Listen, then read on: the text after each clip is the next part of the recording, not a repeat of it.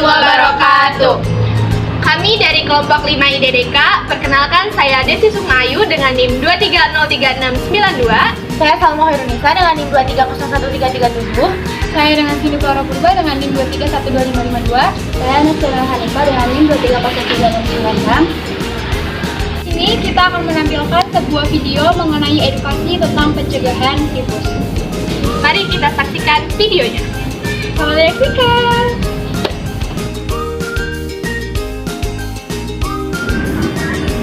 Sebelum kita tahu bagaimana pencegahan dari tifus, alangkah baiknya kita tahu dulu apa itu tifus. Tifus adalah salah satu penyakit infeksi menular yang menyerang saluran pencernaan di bagian usus halus yang disebabkan oleh infeksi bakteri Salmonella typhi. Infeksi Salmonella typhi adalah salah satu penyebab penyakit tifoid yang ditularkan melalui makanan atau minuman yang terkontaminasi dan nantinya tinja manusia akan terinfeksi. Bagaimana sih proses terjadinya tifus pada makanan? Berikut penjelasannya. Yang pertama itu adalah jajan sembarangan. Seharusnya kita memilah dan memilih makanan yang berkhasiat bagi tubuh kita. Selanjutnya, terinfeksi bakteri dalam makanan, yaitu bakteri Salmonella typhi. Yang selanjutnya yaitu bakteri menyerang usus dan pembuluh darah serta pembuluh limfatik.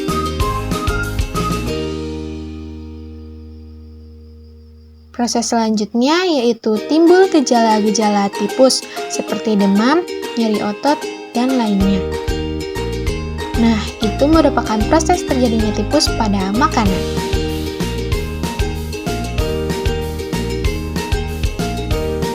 Nah, selanjutnya kita masuk ke penjelasan mengenai pengobatan virus Salmonella typhi. Yang pertama, mengkonsumsi makanan tinggi kalori dan berprotein. Meskipun terkadang merasa lidah terasa pahit akibat demam, penting untuk tetap mengkonsumsi makanan secara teratur saat mengalami sakit tifus. Mengkonsumsi makanan yang kaya akan kalori dan protein dapat membantu proses pemulihan tubuh menjadi lebih lancar. Makanan yang tinggi kalori akan memberikan energi yang cukup bagi sistem kekebalan tubuh untuk melawan infeksi. Beberapa contoh makanan tinggi kalori yang sehat meliputi nasi putih, kentang, ubi, alpukat, dan kacang-kacangan.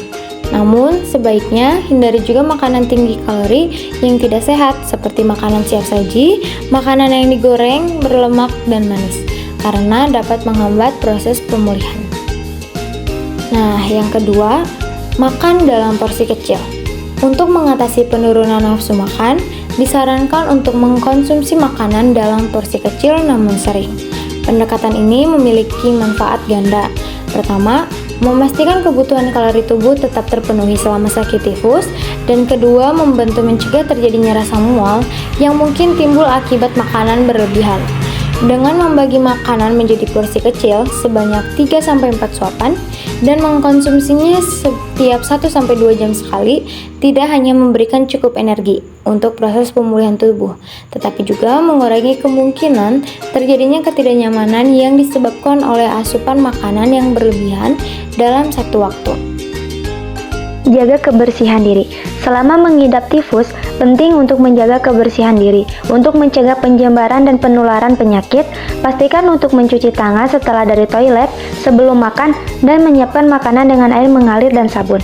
Jika hal ini tidak dilakukan, kamu bisa menyebarkan bakteri ke orang lain atau benda di sekitar yang kamu sentuh. Akibatnya, orang lain dapat memiliki resiko tertular penyakit tifus. Banyak minum air putih dan istirahat total. Pencegahan komplikasi tifus bisa dilakukan dengan minum air putih yang cukup. Hal ini bermanfaat untuk mencegah dehidrasi akibat demam, diare, atau muntah ketika sedang sakit tifus. Minumlah minimal 8 gelas air putih per hari, atau bisa juga dengan jus buah dan kuah sup hangat. Menerapkan istirahat dengan teratur, salah satunya tidur, karena sel-sel dan jaringan tubuh yang rusak akibat infeksi akan bisa diperbaiki dengan cepat. Selain itu, istirahat total juga dapat mencegah penularan tifus pada orang lain. Istirahat total. Cutilah dari pekerjaan dan tinggalkan semua aktivitas ketika didiagnosa tifus. Sebab jika ingin cepat sembuh, kamu perlu istirahat total. Dengan beristirahat, terutama tidur, sel-sel dan jaringan tubuh yang rusak karena infeksi akan bisa diperbaiki dengan cepat. Selain itu, istirahat total juga dapat mencegah penularan tifus pada orang lain. Minum obat sesuai dosis dan jadwal. Selain melakukan langkah-langkah perawatan rumahan yang dijelaskan tadi, penting juga untuk minum obat sesuai dosis dan jadwal yang diberikan dokter. Untuk mengobati tifus, dokter biasanya meresepkan antibiotik untuk melawan infeksi bakteri dan obat penurun demam yang perlu diminum secara teratur. Nah, untuk mengobati tifus, dokter biasanya meresepkan penggunaan antibiotik seperti ciprofloxacin, azithromycin atau Zithromax, dan yang terakhir ada ceftriaxone.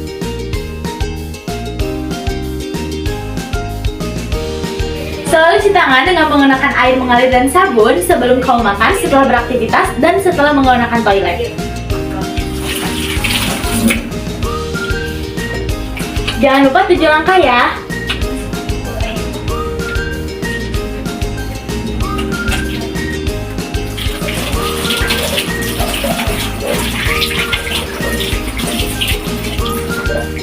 Cuci sayur dan buah sebelum Anda mengkonsumsinya. Untuk khusus buah, alangkah baiknya kupas terlebih dahulu sebelum Anda memakannya.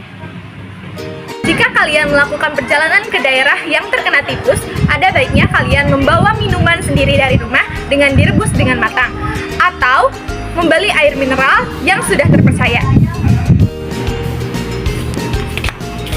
Bersihkan rumah dan lingkungan secara teratur dan hindari saling bertukar barang pribadi dengan orang lain. Konsumsi obat antibiotik yang telah dianjurkan oleh dokter jika perlu untuk tindakan pencegahan. Jangan pernah mengonsumsi susu yang tidak melalui proses pasteurisasi. Sebaiknya saat kita sedang sikat gigi, gunakan air matang. Jangan gunakan air mentah.